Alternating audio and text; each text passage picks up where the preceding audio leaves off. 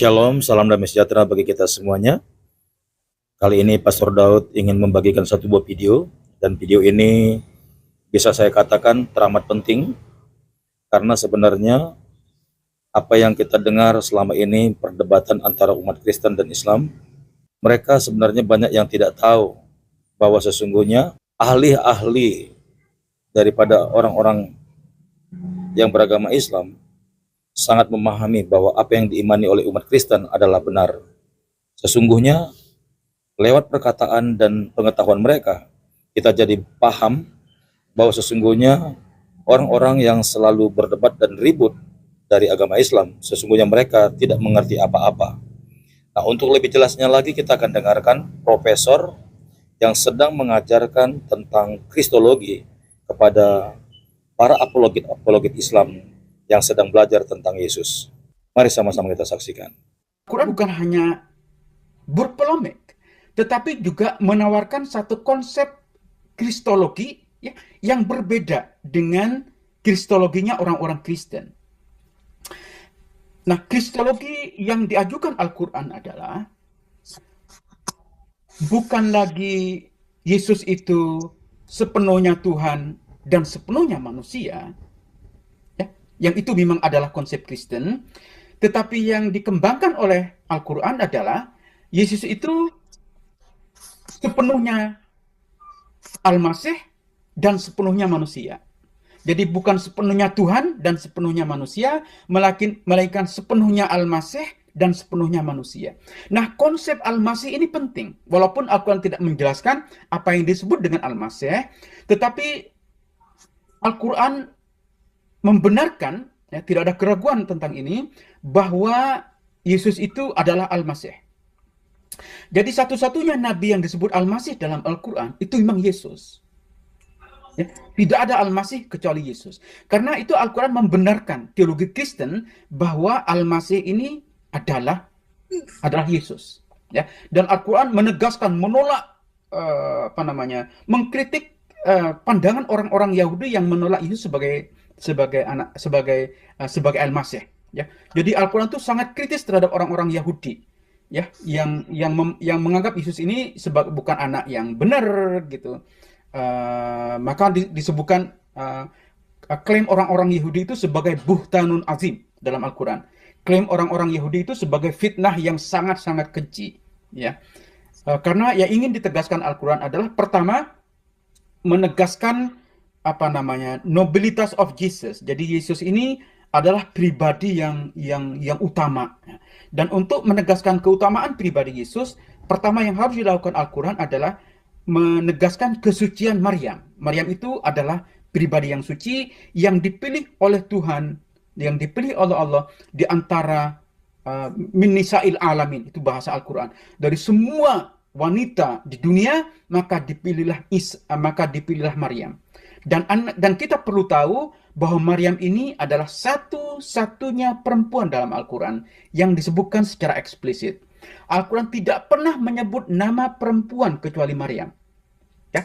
Bahkan tentang Hawa, istrinya Adam sebagai manusia pertama, Al-Quran tidak menyebut nama kecuali Maryam. Betapa utamanya Maryam itu.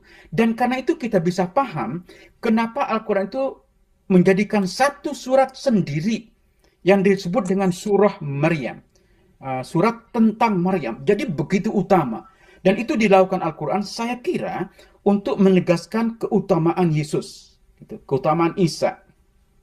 Dan karena itu saya tidak menganggap remeh, ya, pandangan Al-Quran yang mengatakan bahwa Yesus itu adalah the Messiah.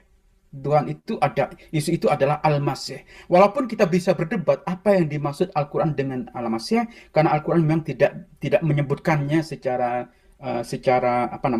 eksplisit, ya.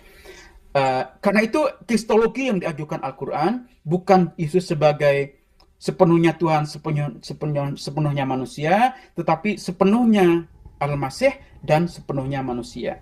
Karena seperti kita tahu, Al-Quran memang sangat menekankan kemanusiaan dari Yesus. Nah, karena itu kalau kita melihat bagaimana Al-Quran mendeskripsikan tentang Yesus, nah ini penjelasan berikutnya yang ingin saya kembangkan. bahwa Yesus dalam Al-Quran itu memang lebih dari sekedar nabi. Ya. Karena dia diberikan gelar yang tidak diberikan kepada semua nabi. Hanya unik pada Yesus. Jadi kalau Anda membaca surat An-Nisa, seperti yang tadi saya sebutkan, yang mengkritik tentang penyaliban. Saya kira kita tidak punya waktu untuk mendiskusikan soal penyaliban. Tapi kalau Anda nanti berminat, kita bisa diskusikan. Saya kira saya sudah melebihi waktu yang disediakan. Saya satu poin saja. Kalau Anda membaca surat An-Nisa ya, ayat 157 itu tentang penyaliban, maka Al-Quran itu menyebut gelar kepada Yesus yang sama sekali tidak disebutkan yang sama sekali tidak diberikan kepada nabi-nabi lain. Bahwa Yesus itu adalah firman Tuhan. Bahwa Yesus itu kalimah, ya, kata, logos dalam bahasa yang digunakan oleh orang-orang Kristen. Kalimatullah itu hanya disebutkan untuk Yesus. Tidak ada nabi lain yang diberi gelar kalimatullah itu. Jadi Yesus itu sebagai kalimat Allah. Ini sebenarnya sangat Kristen ya, sangat Kristen. Yesus itu sebagai the Word of God, the Word. Kalau Anda mengikuti teologinya Yohanes misalnya, firman bersama Tuhan, firman adalah Tuhan dan seterusnya. Itu diafirmasi dalam arti bahwa Yesus itu memang kalimatullah. Nah, itu yang pertama. Yang kedua, yang juga tidak diberikan kepada nabi-nabi lain, Yesus itu sebagai ruhun minhu, gitu. Sebagai spirit dari Tuhan. Ya. Itu adalah istilah yang sangat khusus bagi Yesus. Karena itu, walaupun Isa atau Yesus, maksud saya, ini poin yang terakhir. Sorry, saya mengatakan banyak terakhir, padahal belum terakhir ya. Walaupun Yesus atau Isa itu sebagai figur yang contested, yang sangat yang menjadi pusat perbedaan Kristen dan Islam. Tapi saya kira ya, dalam konteks seperti yang tadi saya diskusikan itu tentang kristologi Quran, mana Al-Quran melihat Yesus sebagai nabi tapi lebih dari nabi, itu sebenarnya bisa menjadi semacam poin perbincangan. Jadi kita bisa lihat di sini bahwa kita sebenarnya bisa berbincang tentang Yesus. Persoalan yang sangat rumit, tapi sebenarnya bisa menjadi perbincangan antara teman-teman Muslim dan teman-teman Kristen gitu. Nah itu teman-teman, saya tidak ingin mencari titik temu, tapi semata-mata mengajukan berbagai penjelasan terhadap berbagai kritik yang dilancarkan Al-Quran terhadap teologi dan paham teman-teman.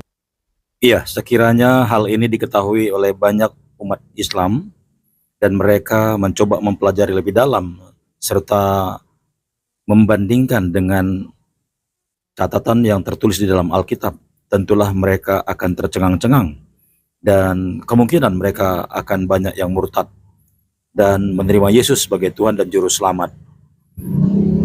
Kalau memang ternyata di Al-Quran memang mengakui dan merujuk kepada Yesus, kenapa banyak apologet Islam masih tetap tidak percaya, bahkan mencoba memutarbalikkan dan menyangkal kebenaran yang telah dituliskan di dalam Al-Quran?